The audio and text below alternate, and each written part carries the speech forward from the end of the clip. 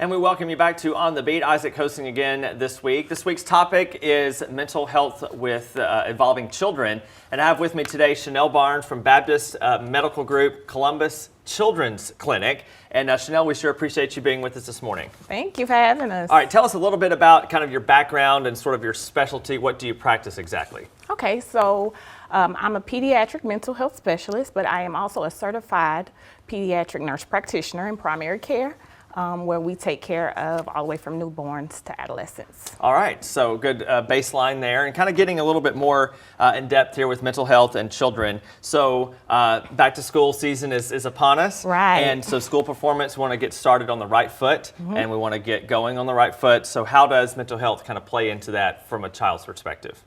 So really just understanding what mental health is, because mental health involves mental, behavioral, and your child's emotional well-being.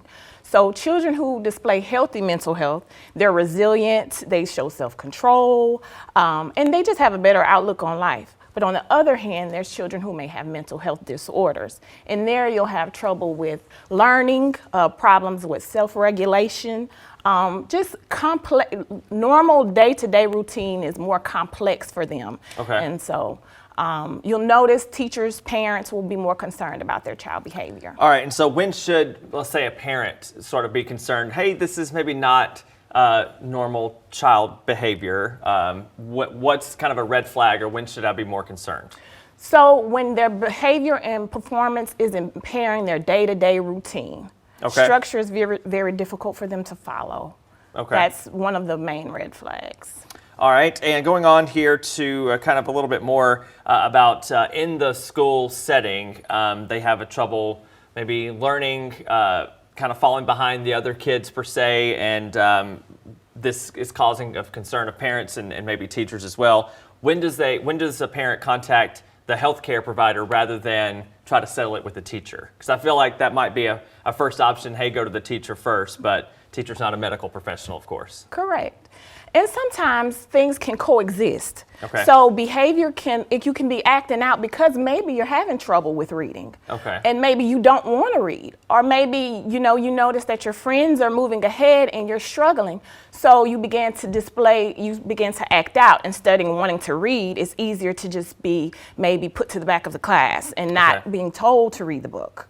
All right. So just signs that will get them maybe in school suspension or out of school because it's continuous. This is when you're like, well, maybe there may be an underlying problem. Sure. So it's more of if it builds instead of it just being kind of a one-off incident. Definitely so. Okay.